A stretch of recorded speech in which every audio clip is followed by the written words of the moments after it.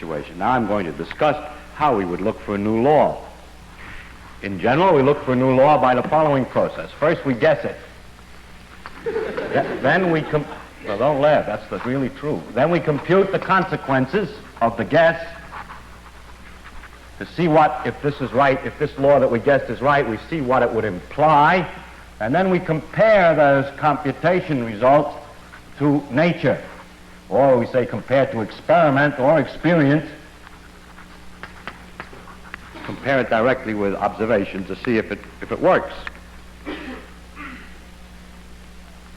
If it disagrees with experiment,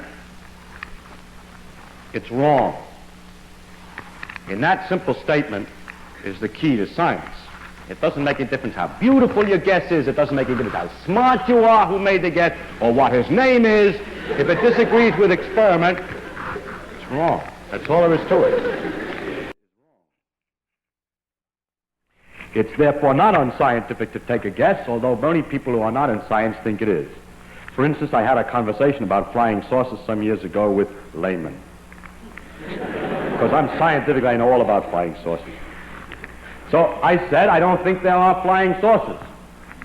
So my antagonist said, is it impossible that there are flying saucers? Can you prove that it's impossible? I said, no, I can't prove it's impossible. It's just very unlikely. That, they say, you are very unscientific. If you can't prove it impossible, then how can you say it's likely, that it's unlikely? Well, that's the way, that is scientific. It is scientific only to say what's more likely and less likely, and not to be proving all the time possible and impossible. To define what I mean, I finally said to him, listen, I mean that from my knowledge of the world that I see around me, I think that it is much more likely that the reports of flying saucers are the result of the known irrational characteristics of terrestrial intelligence rather than the unknown rational efforts of extraterrestrial intelligence. It's just more likely, that's all. And it's a good guess. And we always try to guess the most likely explanation, keeping in the back of the mind the fact that if it doesn't work, then we must discuss the other possibilities. There was, for instance, for a while a phenomenon called superconductivity. There still is the phenomenon, which is that metals conduct electricity without resistance at low temperatures, and it was not at first obvious that this was a consequence of the known laws with these particles, but it turns out that it has been thought through carefully enough, and it's seen, in fact, to be a consequence of known laws. There are other phenomena, such as extrasensory perception, which cannot be explained by this known knowledge of physics here, and it is interesting, however, that phenomenon has not been well established, and that we cannot guarantee that it's there. So if it could be demonstrated, of course that would prove that the physics is incomplete, and therefore it's extremely interesting to physicists, whether it's right or wrong, and many, many experiments exist which show it doesn't work. The same goes for astrological influences. If it were true that the stars could affect the day that it was good to go to the dentist, then, as in America we have that kind of astrology, then it would be wrong, the physics theory would be wrong, because there's no mechanism understandable in principle from these things that would make it go. And that's the reason that there's some skepticism among scientists with regard to those ideas. Now you see, of course, that with this method we can disprove any definite theory. If you have a definite theory, a real guess from which you can really compute consequences which could be compared to experiment, then in principle we can get rid of any theory. We can always prove any definite theory wrong. Notice, however, we never prove it right. Suppose that you invent a good guess, calculate the consequences, and discover that every consequence that you calculate agrees with experiment. The theory is then right? No, it is simply not proved wrong. Because in the future, there could be a wider range of experiments, you can compute a wider range of consequences, and you may discover then that the thing is wrong. That's why laws like Newton's laws for the motion of planets last such a long time. He guessed the law of gravitation, calculated all the kinds of consequences for the solar system and so on, compared them to experiment, and it took several hundred years before the slight error of the motion of Mercury was developed. During all that time, the theory had been failed to be proved wrong and could be taken to be temporarily right, but it can never be proved right, because tomorrow's experiment may succeed in proving what you thought was right wrong. So we never are right. We can only be sure we're wrong. However, it's rather remarkable that we can last so long. I mean, have some idea which will last so long. I must also point out to you that you cannot prove a vague theory wrong.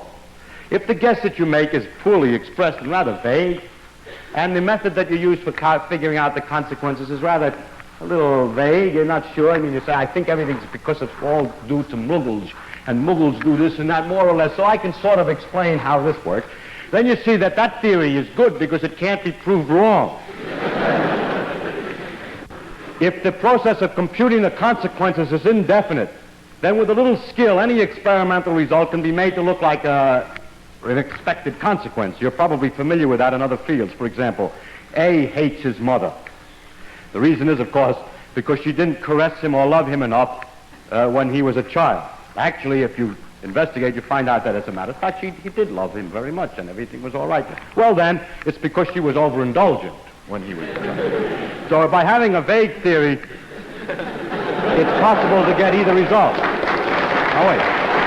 Now, the cure for this one is the following. It would be possible to say, if it were possible to state ahead of time how much love is not enough and how much love is overindulgent exactly, and then there would be a perfectly legitimate theory against which you can make tests. It is usually said when this is pointed out, how much love is and so on, oh, you're dealing with psychological matters and things can't be defined so precisely. Yes, but then you can't claim to know anything about it.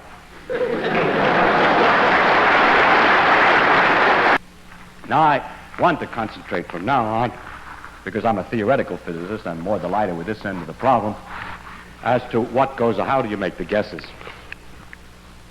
Now, it's strictly, as I said before, not of any importance where the guess comes from.